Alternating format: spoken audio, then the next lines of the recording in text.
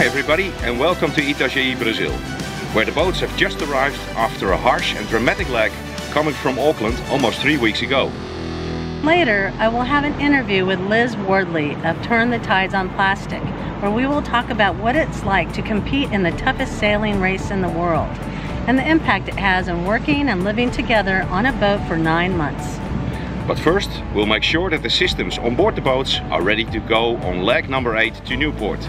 And we'll show you all about the Mastervolt Lithium Ion batteries and their capabilities.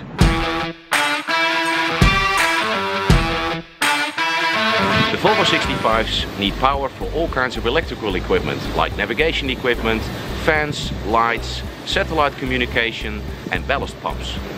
Also, the sailor's headlight and onboard reporter's gear need to be charged.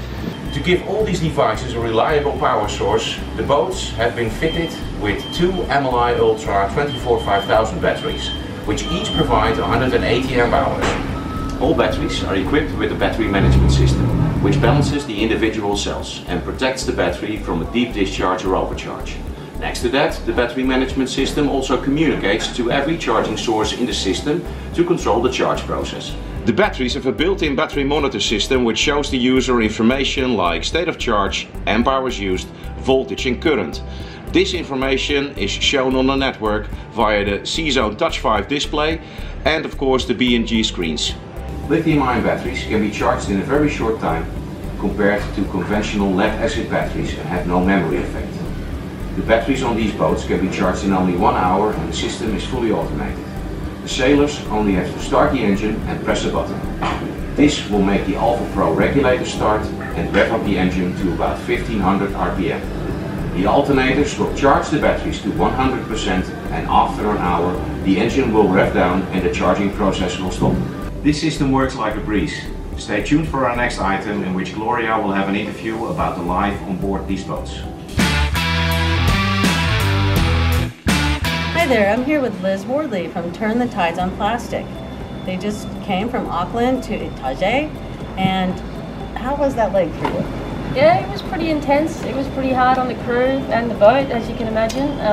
But you know, sailing in the Southern Ocean, once you finish, you forget all the hard bits and you remember the good bits and you just want to get back down there again. And you got the Mastervolt Lithium Ion batteries on board. What do you find about them that you like the most? I think that, you know, they're really reliable, and you know, you go to sea with massive peace of mind that you're generally not going to have problems with your batteries. You know, they're really quick to charge. They hold their charge really well, and we have to carry everything on board. So we've got to carry all our diesel to run the engine to charge the batteries. So it's really nice knowing that you can just sort of rely on your consumption sheets and not carry litres and litres of extra diesel just in case. You know, so I really like the reliability. That's great. And so you're all on board. Can you give me a little bit of what your schedules on board are like? So we run a 4-hour on, 4-hour off watch system. So 4 hours on, you're on deck full time. You know, you're making the boat go as fast as possible. Sometimes in the wrong direction, hopefully in the right direction. And you're 4 hours off.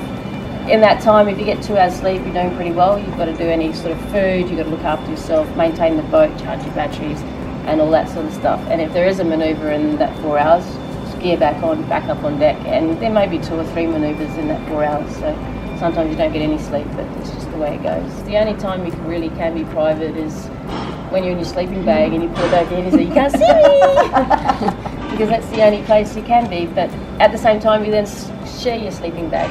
So when you get out of your bunk, someone jumps back in it, so it's always nice and warm, but you know, it smells with the other person a little bit. Well, that's really good, Liz, and thank you so much for this time, and I wish you luck on this next leg to Newport, and I hope to see you there. Thank you for watching, and next time we will focus on another essential issue, the communications in this race. And now we will end this episode with a tribute to John Fisher. Happy Valentine's Day to Kirsten, the woman that makes me the man I am. And growing up with the love of sailing and watching the Whitbread start, you know, every 4 years out of the Solent. You know, it's one of those things you always dream of doing, and whether you ever get the chance is another thing. You know, if you're lucky enough to get the chance to do a race like this, everyone should grab it. I think, you know, it isn't for everyone, but you should always challenge yourself.